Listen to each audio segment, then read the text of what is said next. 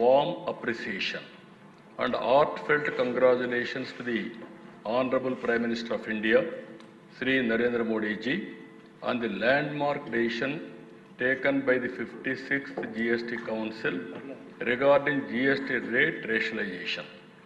This visionary step in simplifying and rationalizing the GST structure will directly benefit the common man, reduce the compliance burden on businesses, and enhance transparency in the tax system.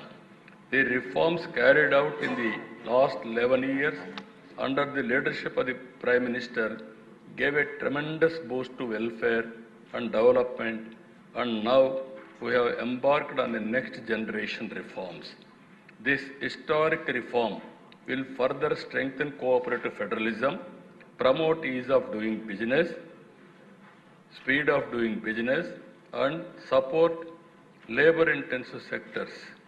It will boost consumption, drive investment, and contribute to the sustained growth trajectory of our nation's economy. These reforms will usher in growth of Indian companies, leading to Swadeshi consumption pattern.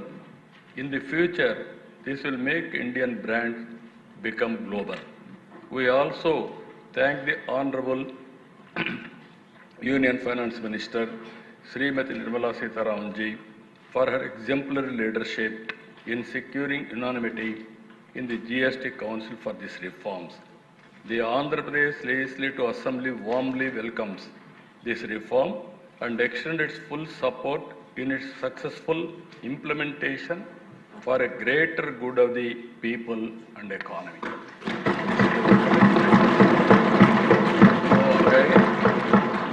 మనందరం కూడా ఇలాంటి చరిత్రలో ఒకసారి కొన్ని సంఘటనలు జరుగుతూ ఉంటాయి.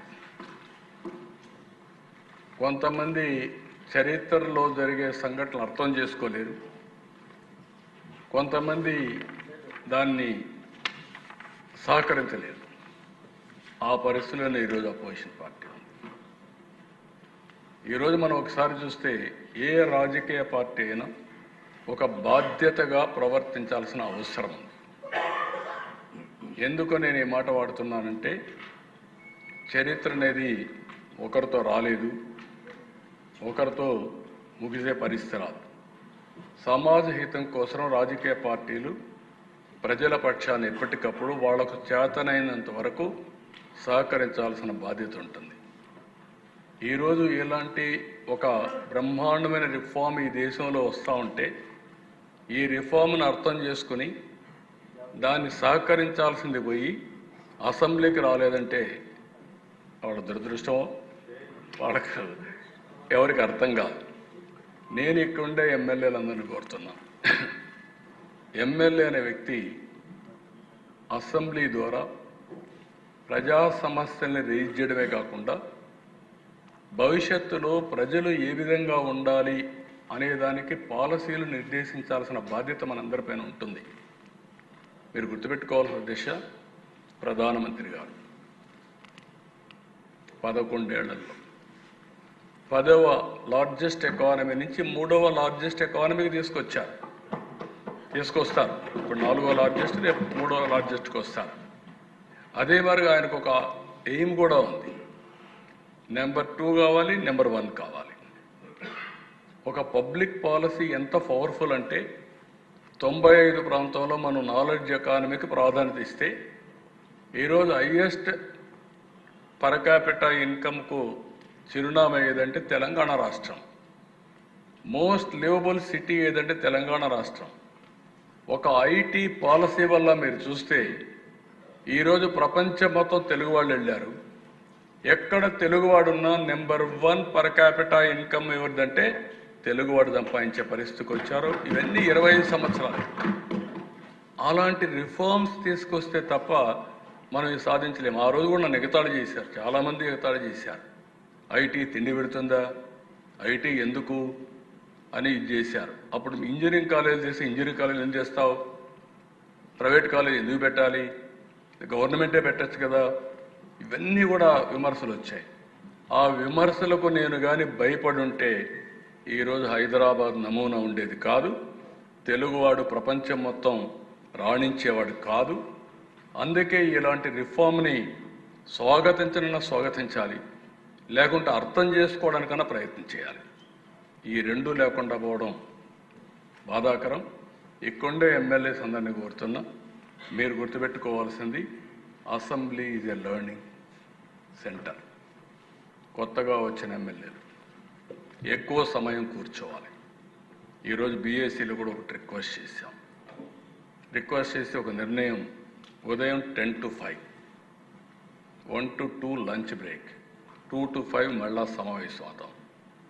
ఈ 6 గంటలు మనసు పెట్టి మీరు ఇక్కడ కూర్చోవాలి, లోపల కూర్చోవాలి, సమస్యలు అర్థం చేసుకోవాలి. మంత్రులు కూడా బాధ్యతగా లోపల ఉండాలి.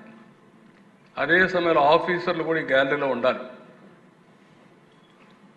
ఆ సబ్జెక్ట్ వచ్చినప్పుడు ఆఫీసర్లు కంపల్సరీగా ఉండాలి. బాధ్యతగా మనందరం ప్రవర్తించాలి.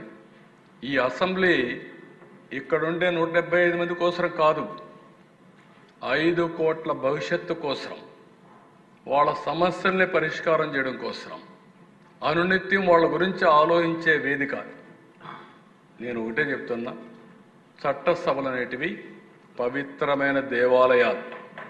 ఈడ తీసుకునే నిర్ణయాలన్నీ ప్రజాహితం కోసం తీసుకునే నిర్ణయాలు.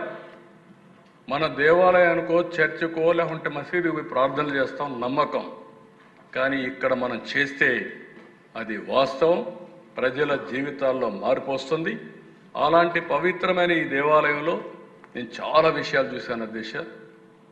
ఒకప్పుడైతే ఐడియాలజికల్గా ఫైట్ చేసేవాడు, తర్వాత డికేడ్స్ టుగెదర్ సమస్యలు, నీళ్లు లేవని నీళ్ల మధ్య ఎమ్మెల్యేలు ఆ ప్రాంతం ఈ ప్రాంతం కొట్టుకునేవాడు. ఆ తర్వాత కరెంటు మీద కొట్టుకుంటే మేమందరం అసెంబ్లీకి వాయిదా వేసి పొలాన్ని చూసి మళ్ళా వచ్చేవాడిని హెలికాప్టర్ వేసుకొని. ఈరోజు కొత్త సమస్యలు వచ్చాయి, కొత్త అవకాశాలు వచ్చాయి. ఇవి మీరంతా అధ్యయనం చేసుకుంటే దానివల్ల ప్రజలకు, మనం నమ్ముకున్న ప్రజలకు, మనం ఓట్లేసిన ప్రజలకు న్యాయం జరుగుతుంది. అందుకే ఈ జీఎస్టీ కూడా మీరందరూ స్టడీ చేయాలి.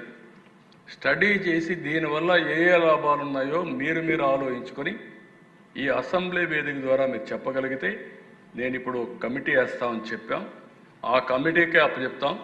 ఈ క్యాంపెయిన్ చేయడమే కాదు, ప్రజల మనోభావాలు అనుగుణంగా రాష్ట్ర ప్రభుత్వం 100 రోజుల్లో మనమేమేమి మార్పులు తేగలుగుతామో, ఏమేమి రిఫార్మ్స్ తేగలుగుతామో ఆ రిఫార్మ్స్ అన్నీ తీసుకొస్తానని మరొకసారి మీ అందరికీ తెలియజేసుకుంటూ, నా ఆశ ఒకటే, 15% గ్రోత్ రేట్ రావాలి. భారతదేశం ప్రపంచంలో నెంబర్ 1 ఉంటే ఆంధ్రప్రదేశ్ రాష్ట్రం భారతదేశంలో నెంబర్ 1గా ఉండాలి, ప్రపంచంలోనే అగ్ర జాతిగా తెలుగుదేశం ఉండాలన్న కోరిక. ఇది సాధ్యం కావాలంటే మనందరం సమిష్టిగా ఆలోచించి, రేపు జరగబోయే పని ఈరోజే మనం చేయగలిగితేనే జరుగుతాయి. దయచేసి అందరూ సహకరించాల్సిందిగా నేను కోరుకుంటూ, మరొకసారి అధ్యక్ష, నేను చాలా విషయాలు చాలాసార్లు చూశాను. Today it is a wonderful day, historical day. ఎందుకంటే దీన్ని విజువలైజ్ చేయగలిగిన వాళ్ళకి అర్థమవుతుంది. లేకపోతే విజువలైజ్ చేయలేకపోతే మామూలులే జీఎస్టీ వస్తే నాకేం వచ్చింది అనుకుంటే మనం ఇక్కడే ఉంటాం. ఇది ఒక వ్యక్తికి కాదు, ఒక దేశాన్ని, నెక్స్ట్ జనరేషన్ని ముందుకు తీసుకుపోయే రిఫార్మ్ ఇది. ఇలాంటివి ఇంకా మనం కొన్ని తేవాల్సిన అవసరం ఉంది. ఇవి తెస్తే మాత్రం ఈ దేశం నాకు ఏమాత్రం అనలేదు. ప్రపంచం ఒకప్పుడు 100 సంవత్సరాల కంటే ముందు మన బానిస దేశం, 100 సంవత్సరాల తర్వాత నెంబర్ 1 దేశంగా ప్రపంచానికి ఆదర్శంగా ఉంటామని చెప్పి తెలియజేసుకుంటూ, ఈ అవకాశాన్ని ఇచ్చిన మీకు కూడా